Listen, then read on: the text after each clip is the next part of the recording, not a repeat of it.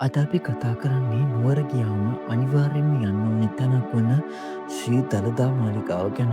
ශ්‍රී ලංකාවේ මධ්‍යම පළාතේ මහනුවර නගරයේ පිහිට ඇති බෞද්ධයන්ට අතිශයින් පූජනීය ස්ථානයක් වන මෙහි ලෝකයේ අග්‍ර පූජනීය ධාතුන් වහන්සේ වන ශ්‍රී බුද්ධ දන්ත ධාතුව ආරක්ෂිතව තැන්පත් කර ඇත. ඉතිහාසයට අනුව ක්‍රිස්තුවර්ෂ 4 වන සියවසේදී දන්ත ධාතුව ඉන්දියාවේ කාලිංග රාජධානියෙන් ශ්‍රී ලංකාවට ගෙනා බව සඳහන් වේ. දැන් සිට දන්ත ධාතුව රජවරුන්ගේ ආරක්ෂාව යටතේ විවිධ රාජධානීන්ට මාරු කරමින් තබා තිබුණි.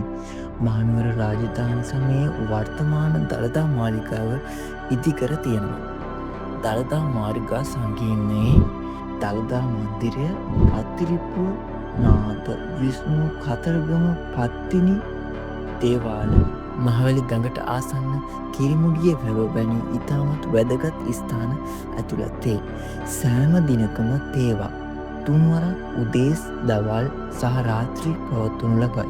ලෝපුරා සිටින බෞද්ධ භක්තිකයින් දිනපතා දළදා වහන්සේට වන්දනා කිරීමට මෙහි පැමිණෙති. ඊට අමතරව වාර්ෂිකව පවත්වන ශ්‍රී දළදා පෙරහැර ශ්‍රී ලංකාවේ සංස්කෘතික උරුමයන් අග්‍ර උත්සවයක් වන අතර එය ලෝකයේ පුරා ප්‍රසිද්ධය.